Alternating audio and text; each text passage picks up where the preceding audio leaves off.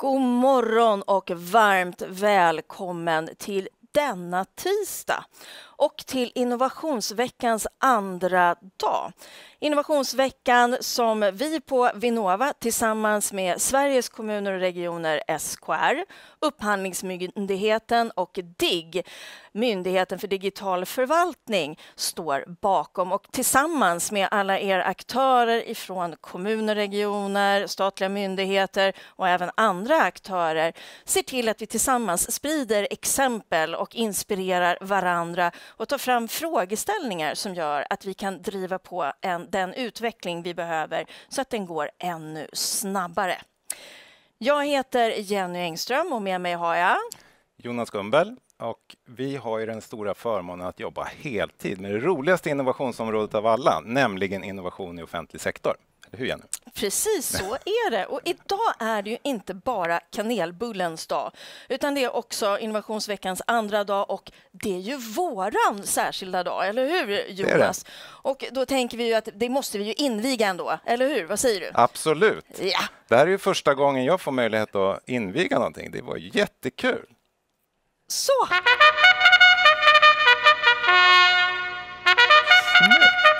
Härligt! Hörru du Jonas, vad ser du fram emot under veckan? Ja, men det finns ju otroligt mycket spännande under den här veckan, hela veckan. Och just Vinnova, vi har satsat lite särskilt på det internationella perspektivet och exempel från runt om i världen egentligen. För att behovet av innovation i offentlig sektor är ju verkligen inte unikt för Sverige utan finns ju verkligen runt om hela globen. Och vi kommer ju ha med oss faktiskt redan under dagen idag inslag från Norge, Finland, Danmark. Imorgon kommer vi ha Kanada med oss. Så det känns ju jättekul och spännande. Så det ser jag lite extra fram emot faktiskt. Ja, men härligt. Och vi är också extra glada för att vi har fått möjlighet att även få med oss OECDs särskilda observatorium för innovation i offentlig sektor som kommer bidra med både en internationell utblick och konkreta tips här under förmiddagen. Ja, och vi kommer ju ha inslag själva. Vi hade ett inslag redan igår. Och nu är det ju heldag för oss idag. Och sen kommer vi ha grejer både på onsdag och torsdag också. Och jag vill tipsa om att verkligen gå in i programmet på innovationsveckan.nu och kika, för det finns väldigt mycket annat spännande också. Ja, men vad säger du? Börjar det bli dags att dra igång dagens första spännande seminarium? Det tycker jag. Det vore ju jag ser verkligen fram emot det här också. Nu kör vi. Men innan vi kör så måste vi tipsa er alla som tittar att vi har Menti igång. Och Menti kommer man åt genom att gå in på menti.com. Och använda då för just det här mötet koden 51990748. Så 51990748 för att kommentera eller ställa frågor. Tack så länge Jonas. Då så. Thank you all for joining us at today's seminar, The Future of Public Sector Innovation, Where Are We Now? I am honored to welcome two special guests, Darja Isaksson, Director General at Vinnovas, Sweden's Innovation Agency, and Marco Daglio, Head of OECD's Observatory of Public Sector Innovation. I'm very glad to have you both here. We have asked you to reflect over the future of public sector innovation and where we are now from your different perspectives. So I would like for you, Darja, to start off to share your thoughts on the future of public sector innovation. Well, thank you for that opportunity. Actually, it feels fantastic to be here at this event, filled with people who are motivated to make a difference, to innovate at a time when we really need it most. And who would have thought when just, some decade ago, innovation and public sector seemed to be two different things, and now we all know that it's absolutely not. So welcome everyone who is here today. When we talk about innovation, we mean a radically improved technology, product, business model, or way of working. And we understand that we need that more than ever today, not only to be competitive and create a healthy, strong society, but actually to secure a good future for humanity. And there are plenty of opportunities to innovate. We need to do it at the level that actually transform our entire society, every value chain, every city, every consumption pattern needs to be transformed into something that lies safely within planetary borders. And we need to do it in a socially sustainable way. And of course, we understand the public sector is absolutely crucial to succeed. In the context that we're doing it is becoming ever more complex. So for instance, during the pandemic, we noticed that there were shocks to our supply chains, whether they were about vaccines or food or hardware. And looking into what kind of impacted those supply chains, of course it was the pandemic with the lockdowns, but not only that, it was also a series of extreme weather events around the globe, floodings, fires, that essentially stopped transport from flowing the way it normally would. There were also actually cyber attacks on critical trade nodes in the world. Since then, we have also seen an increase in new types of crises with the war in Europe, energy crisis, and so on. And we need to ask ourselves, if we are thinking about a kind of a steady state future to innovate in, when do we think these types of influences will have decreased or gone away so that we will have the time? Now is the time, in this time, which is increasingly complex and challenging. But what does that mean? It can seem very, difficult to innovate in such a time, but I would like to argue that we actually know that we can do it because we have just proven to ourselves that actually we can make a big difference in a very short time. During the pandemic, there were many things, of course, while it being an absolute disaster for many people and a huge challenge for society around the globe, it was also a global event that really made us all step up to a common challenge, the challenge of kind of beating this pandemic. And if we look into it, what was it that made us capable of rolling out vaccines to save human lives at a global scale in a shorter time than ever before? And these vaccines were innovative and new as well. Well, of course, it had to do with the fact that as societies, we have been investing in research in this field for decades. So the knowledge was there because the commitment to science and research has been there for a long time. But then when the challenge came, what also made a difference in the time that we could turn this knowledge into new innovative products and put them to market, had a lot to do with also investing in innovative capabilities. We saw countries such as UK who had made commitments back in 2016 to make sure that they also had the companies capable of creating innovations and producing these things, really made a difference in their position and their contribution at the global scale. But also all of us at the global scale, in this kind of research and innovation context, we're willing to take risk and work in different ways. So one of the keys that made it possible to bring out these vaccines, not in the 15 years that it would normally take, but in 15 months, had to do with new ways of working related to regulation and public service. So basically, the way that we were working in terms of clinical trials and sharing data, etc., was also essential to shorten the time from the 15 years it would normally take to the 15 months that actually helped save millions of lives. There's hope in this. There's also a lot of hope in the fact that every single individual in the world, every single company, every city, every government made tough new priorities to take responsibility at this time. We changed our behavior. We saw organizations all over actually redirect their way of working in order to create and take responsibility at this time. And not least in the public sector, we saw plenty of innovation in schools, in hospitals, and so on. So what essentially happened was at a global scale, we all changed our priorities, our behaviors, and we dared to take risk, experiment, and innovate during this time. And that was essential also to our success.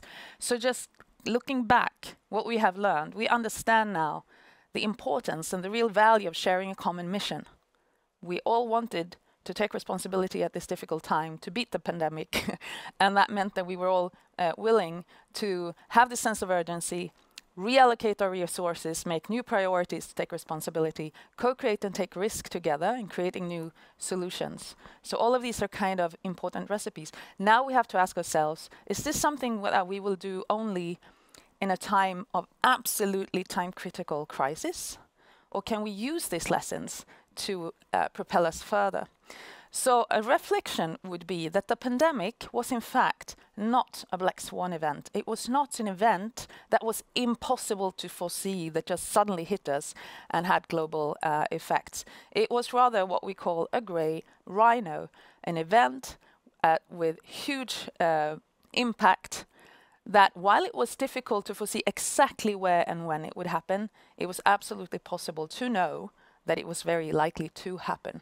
So this type of risk is something that we often don't spend enough attention to, and maybe we should. Because if we're looking at the future now, we are aware that there's a whole crash of grain rhinos surrounding us. The global challenges of our time are interlinked. The health of our people, the health of our planet is deeply interconnected. And to be able to address these challenges, we need to address them as such.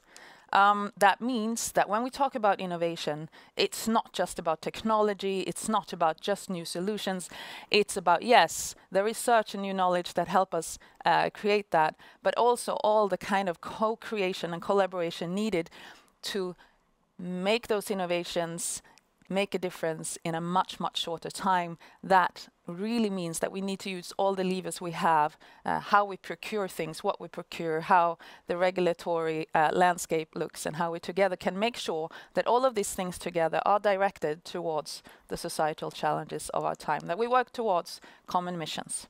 Missions describing the societal outcomes that we need. Innovation is not neutral. It can make us or break us, so let's make it make us. And we need to co-create the solutions. Public sector and private sector, academia, civil society, all need to get together to unpack these challenges and look at how and where we can make a difference together. And we all have different important roles to play. And we need to share and encourage each other to have the courage to dare to experiment. Because innovation at its sense has not to do so much with failing or succeeding in the short-term perspective, but being really, really good at learning from every single experience, sharing it, and moving on from there. We're seeing a leadership in industry, which is very helpful. I'll just give you one example. At the COP26, many multinationals pledged to use their procurement through their supply chain to be kind of a market creator for new types of solutions that we need. We see now, not least in Sweden, many municipalities, cities working together, doing similar things, actually looking at the entire budget, fiscal budget, and seeing how can we address this, how can we use this to address the challenges, but also how can we scale them at an international level. And as a government innovation agency, our job is to help encourage this and connect it internationally. So one final word is, what do we at Vinnova do?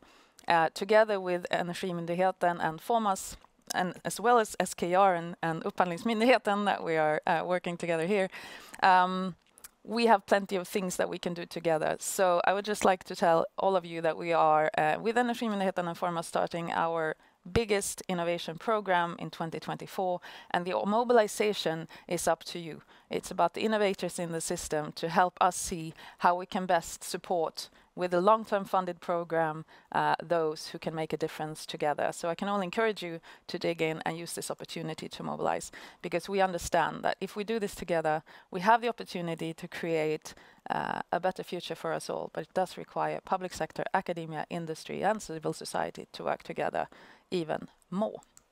Thank you. Thank you, Darja. It's really exciting times we're in right now, and we have received a few questions, and I would like to ask you one right now. Does your definition of innovation mean that change made in technology, way of working, etc., need to be radical, or can it be small changes that have radical effects?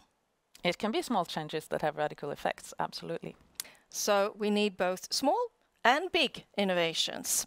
So now we are going to go over to an international perspective on this, and I will ask Marco Daglio, head of OECD's Observatory of Public Sector Innovation, to share with us some international perspectives on where are we now with the public sector innovation.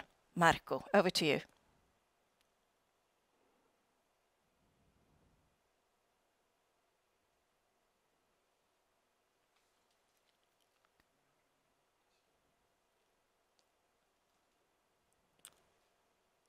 Very well raised, just really, but the need to innovate We need to innovate today more than ever, and for many good reasons. There's not lack of problems that the public sector can throw to innovation and look for solutions, from energy transitions, climate change, inflation.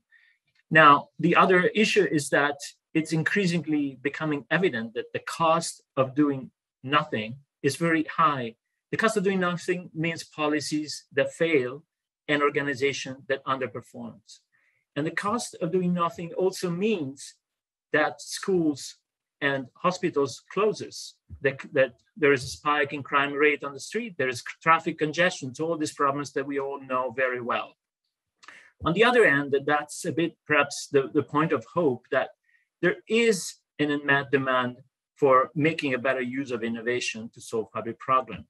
From our trust survey in 2022, we discovered that only 40% of the interview of people say that governments would develop an innovative solutions. But on the other end, we know that more than 50% want government to do more to solve those problems that we define as intractable. So there is a clear issue there, how we can close this gap. Why can't government do more? Now, perhaps if you can put the presentations up, there, the Observatory of Public Sector Innovation is there to help government in the journey to transformation, to deliver public value in the public sector. And why this help is needed. I think there's a number of issues, some of which Darja really spelled out very clearly. Innovation is often seen as side of the deck, sporadic activity, reactive, and only activated during a crisis. Innovation is also hard to achieve because it's about navigating tensions between somehow political preferences and accountability lines, but it's also about juggling, about stability, between stability and experimentation. So how do we help? How can international efforts move forward and create momentum for innovation to be more enshrined in the mechanics of government? So the Observatory of Public Sector Innovation advises governments in building their capacity to innovate to achieve very many different goals. There is not innovation is not a silver bullet. We're not aiming to solve all solutions with just one actions. Innovation can be used to achieve large moonshot goals and missions, but it can also very well create momentum to develop bottom line solutions within an appropriate ecosystem, but also to prepare governments to face future or completely unknown challenges. So what the observatory is doing is really helping government figure out what are these new concepts that the government can develop within itself to make sure that its structures, operations can become more innovative, and concepts like portfolio management, to be able to distribute the risk and investment across the entire public sector spectrum are things that we see increasingly being adopted and used. Perhaps the next slide, the role of the OECD is also one of a torchbearer and standard setting, as many of you know. And the OECD has recently stewarded the adoption of a declaration of public sector innovation back in 2019. That counts now more than 43 countries committed to these 5 high-level principles. And the intention there is not just with the declaration to change the world, but it's really to set innovation as a priority, to signal politically attention that innovation need to be structured, need investment. And also the message and the vision behind innovation need to be articulated down to agencies and departments so that others get inspired. And we see how in countries like Ireland and Finland, the declaration has been translated into their own language and appropriated by innovators community. And in other countries, such as in Greece, the declaration has been translated into implementation toolkit, something really concrete that helps government move forward.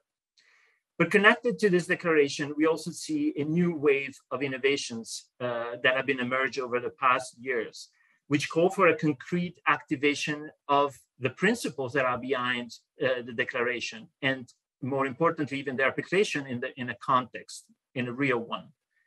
Next slide.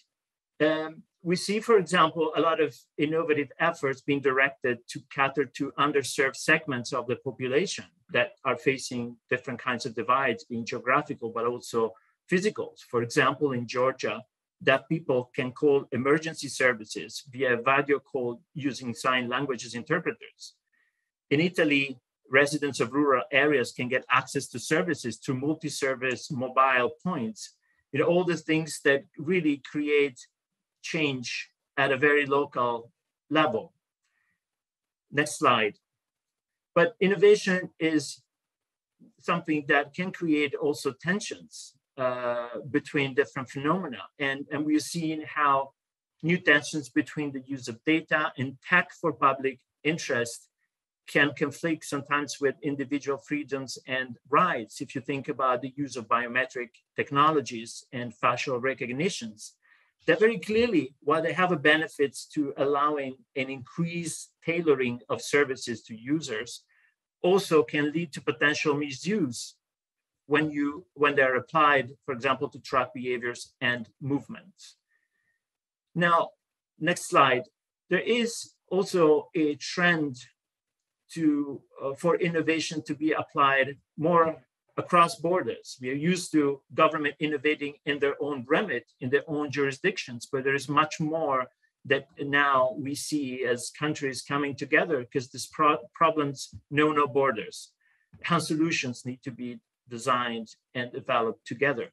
For example, in Canada and US-based agencies has come together to find solutions to food productions to cater for the need of exploration, but also to address some of the insecurity food problems on Earth. And this approach is called Deep Space Food Challenge. On the other end, we also see in the realm of technology, things like X-Road Trust Federation that has allowed a really true cross-border interoperability and quick exchange of data between Finland and Latvia. And this is a real first example of this interoperability being achieved internationally. Next slides. We, as part of the work of the OECD, is that to create this evidence base. And we keep up increasing our repository of cases through annual global call for innovations. There is one out now that closes on the 21st of October. And I invite you all, if you have good things being done, inspiring actions, inspiring projects, to please send it over to us to feed this repository, which is free for access for everyone that wants to see what other countries are doing and get inspired by that. Next slides. If you and I want to end with that. Just there's a number of resources and knowledge bases online that you can access to, and we're happy to answer any questions. Thanks a lot. Thank you, Marco. Really exciting with everything that is going on, and I would appreciate if many of you listening actually would go in and have a look at this global call for innovation in governments, because we need to share, and this is what the Innovation Week, Innovationsveckan, is all about. Let's see how we can share all our good experiences. And now I would like for you, Darja, and Marco, for us to have a little discussion. I have a few questions that I've received from the audience, and I would like to start with one of these questions.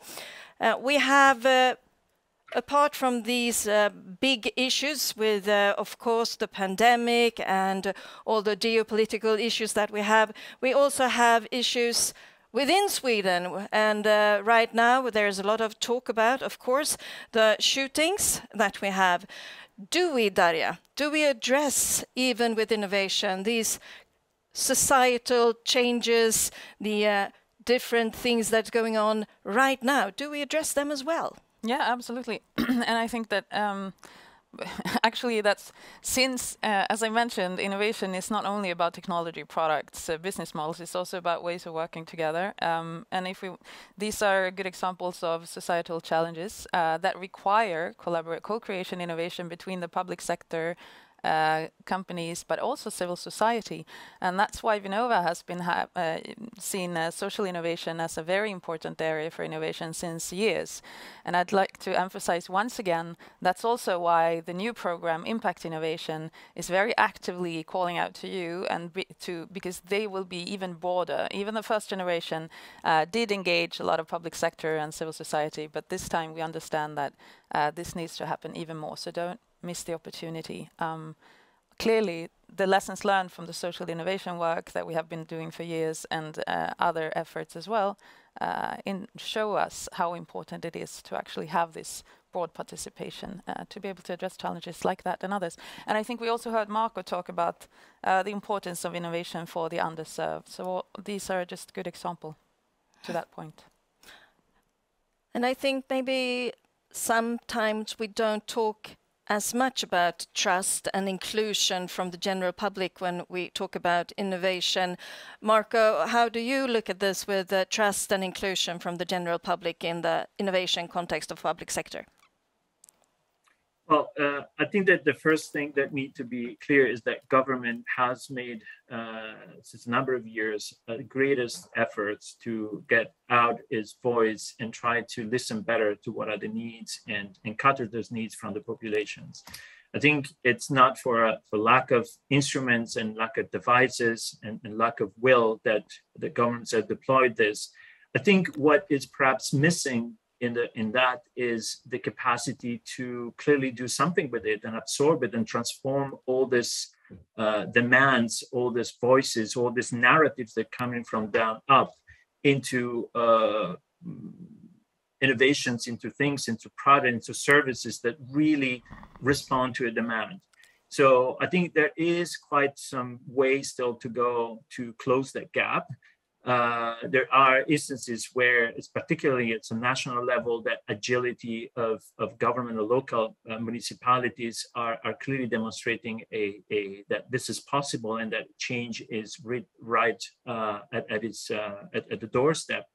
But in many other considerations, I think that where national governments are still a bit lagging behind, it's to get really that this innovation agenda organized across the territory, making sure that there is a vision that is articulated and that sort of goes to impact those that are mostly in need. There is a social need and a met need, and very oftentimes we talk about return on investment. Here we really have to shift the language, return on social investment, return on social value that innovation can bring. And that also is importantly need to be measured, need to become concrete. We need to be able to integrate those narratives when we talk about the results of what has been achieved at different levels, of course.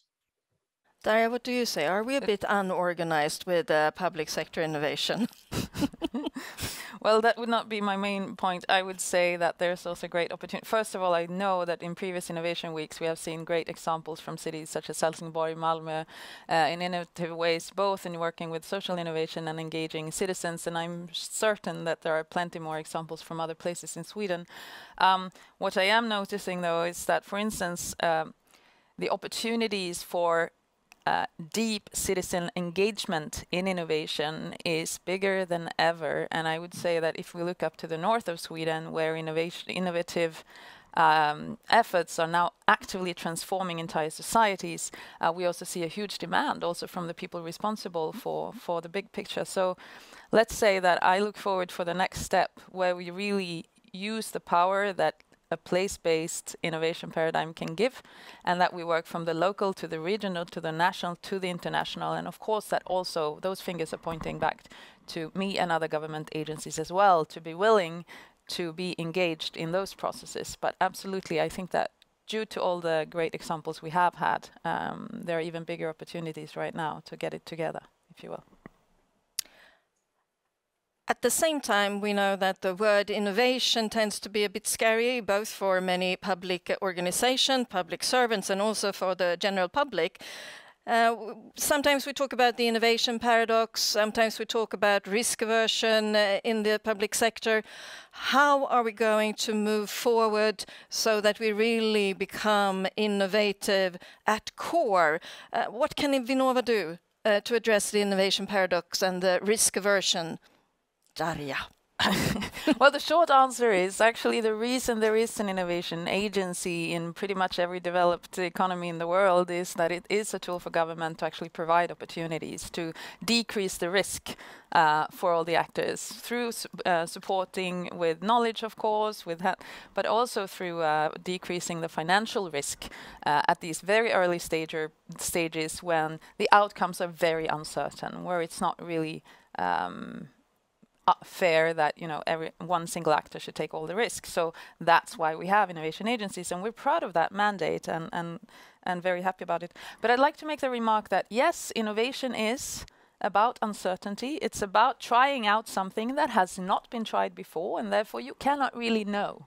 But that also means that the outcome in learning what didn't work is equally valuable often as the outcome that says, this was working well because it will help you further.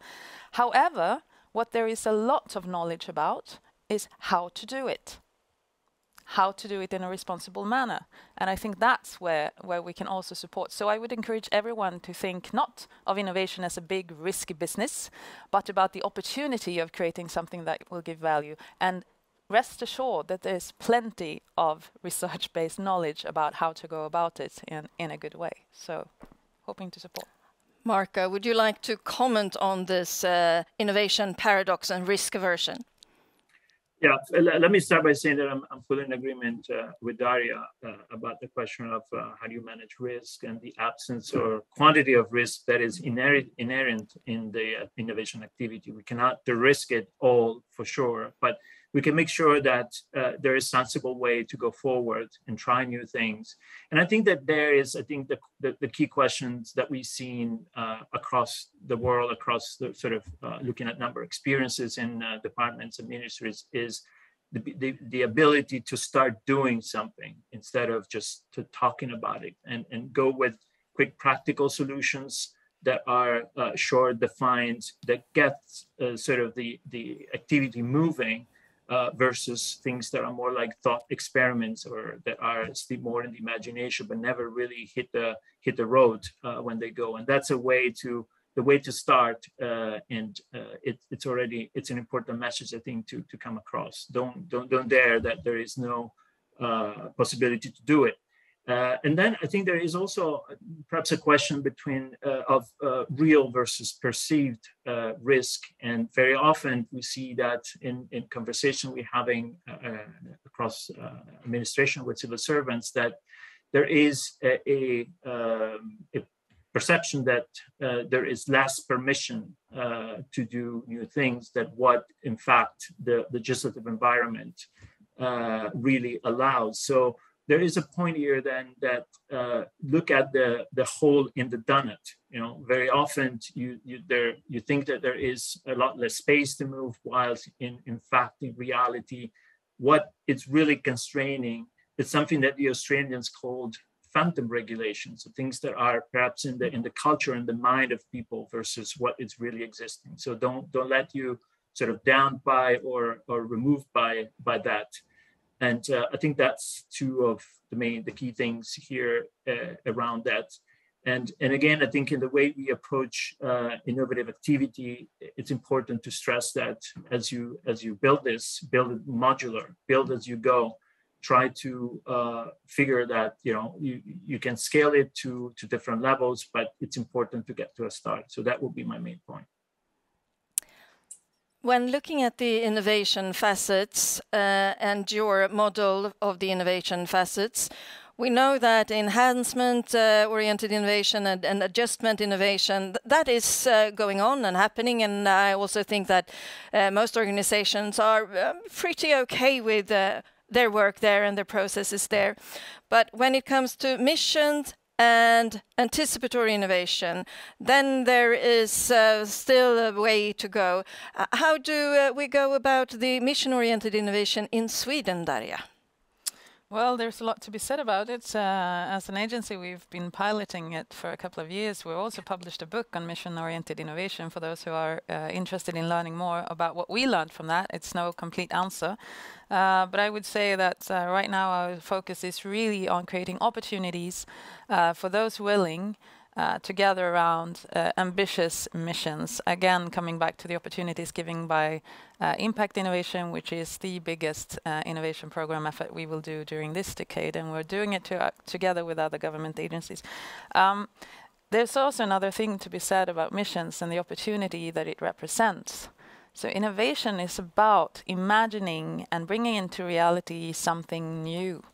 And when we are looking at, somebody once said the best way to foresee the future is to create it. So we do know that making the decisive move that Marco was talking about, maybe the most difficult thing about innovation is just making up your mind and start doing it.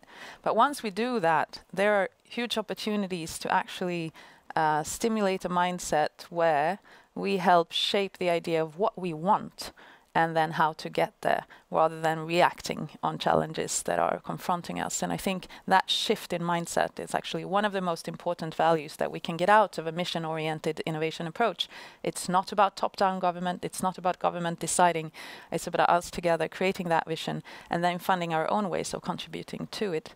That's a message that we can also bring to the EU Commission, and I know that they're very interested in the great examples that we have here. And Marco, I was thinking about going back to the declaration and the principle, encourage and keep all public servants to innovate, to do that with all public servants. How do we go about that? That's a clear challenge for all countries across the board. I mean, I think that principle has an important preconditions, that there is a recognition that innovation is for everyone and not just for a few.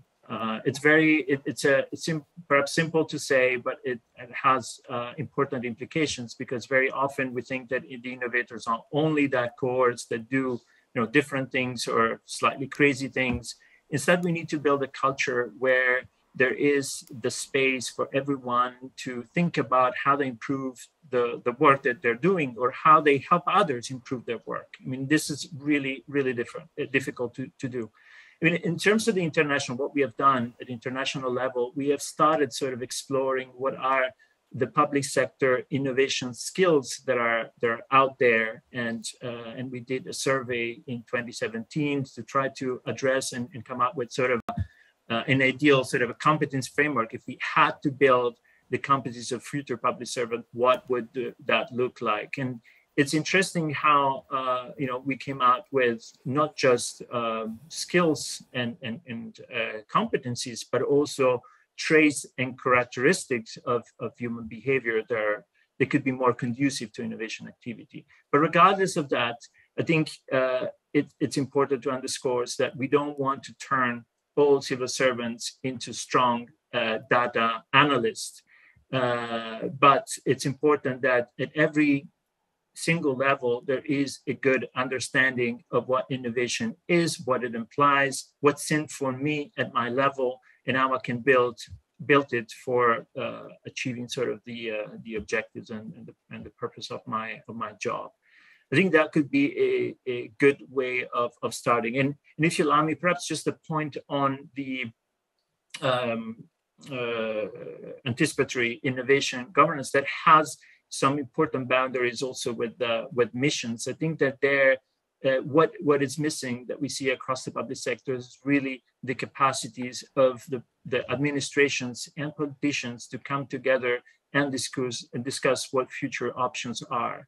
What is this visions that we're trying to achieve collectively? As Darja said, very important that this is brought to the level of ecosystems, that there is an open conversations about what needs to be and what sort of new futures we want to achieve. And there are countries that are much more advanced in this dialogue that start really reflecting and building capabilities in the public sector to entrench this conversation more structurally in teams, but also in more agencies and public sector organizations. So I think it's an important element to consider as well. Thank you. And Darja, what needs to be done now? I'd like to finish off by thank you, Marco. Those were very important remarks. And I like to. So when you say build capabilities that we can strengthen, there are such opportunities for that if we think not only about our own organizations, but how we can together create opportunities for the talent and the skills to be built together. And in that sense, I'm very, very happy. I think that Samverket are presenting during this week, which is where I know that many public sector actors have chosen to do just that, investing in the place, in the time for people to actually build capabilities together. And I think that's important. And I actually think it has a huge potential also to make the public sector one of the most attractive sectors to work in. And I think that's something we all need to address as well. So thanks for that. And even at the PhD level. So we have plenty of world-class talent now coming out of research programs that none of us can hire by our own, but together we can create platforms and opportunities for exactly the types of skills that we need to innovate in a responsible way and really work with these challenges. So let's explore those opportunities and listen to Samverket's lessons. Thank you, Darja, and thank you, Marco. And I would like to conclude this with #together as something to wrap this seminar up with. So thank you, Darja. Thank you, Marco, for this information. Thank you. Thank you. Thank you. Då är det dags för oss att traska vidare programmet. Och välkommen tillbaka, Jonas. Tack så mycket. Då ska vi se, vad är det som kommer hända mer nu då under den här veckan, tror du? Ja, men 10:00 redan nu så har vi ju det här med verktyg och metoder som stärker innovationskraften. Ja, det hörde vi var viktigt, eller hur? Ja, då kommer vi få höra både om en ny handbok som OPSI och OECD har tagit fram, Marcos gäng, Japp. och lite grann om behavioral insights som är också ett spännande område. Och så sen har vi det här med titta. startups, precis. Och startupbolag koppla våra offentliga behov, eller de vi har i offentlig sektor, ihop med de här innovativa spetsföretagen som har massa bra idéer. Precis. Det är jättespännande också.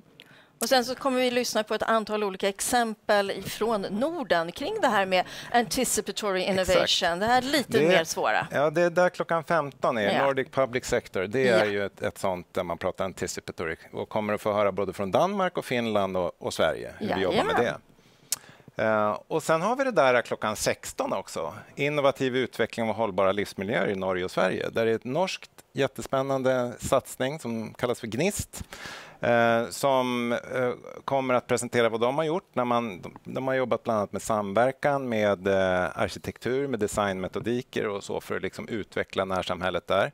Och så har vi en liknande satsning i Sverige som kallas för Duvid-modellen som också kommer att presenteras. Det är superspännande grejer. Och sen har vi fler event som är både på onsdag och torsdag. Men nu tycker jag att det alldeles strax är dags att göra någonting åt det där som står på ditt bord där. Ja, men under tiden som vi fikar så tycker jag att alla ska gå in att rösta också på lätt att sprida-priset. Precis. Och du hade varit inne och kikat. Ja, om man går liksom i överkant där på innovationsveckan.nu, då ser man lätt att sprida priset, så kan man gå dit. Och sen tycker jag att även om ni inte, jag tycker att ni ska rösta, men även om ni inte gör det så är det ju ett supersätt att ta del av de här exemplen. För det är 1 minuts film för varje exempel som är nominerat. Så det är ju toppen sätt också att det är en spridning i sig på något sätt. Absolut. Och hela poängen med innovation är ju att de ska spridas, eller hur? Exakt. Men nu så önskar vi er en trevlig kaffestund.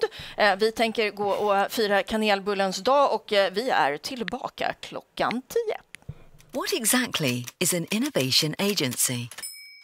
We've been exploring that for 20 years. 2001, when Vinnova came about, was a dramatic year.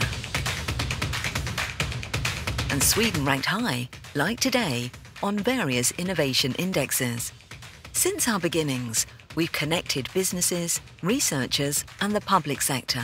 We have been giving the opportunity to experiment and try out new ideas before they become profitable for the benefit of society and Sweden's competitiveness.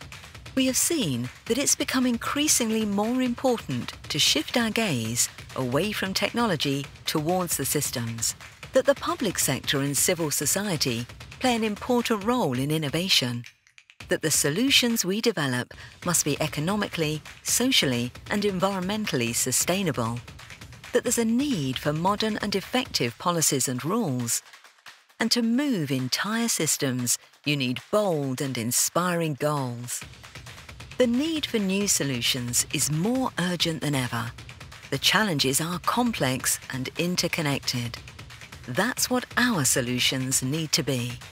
As an innovation agency, we have a responsibility to drive that change. We're ready, and it's urgent, and we need to co-create with the rest of the world. Together, we will make Sweden an innovative force in a sustainable world.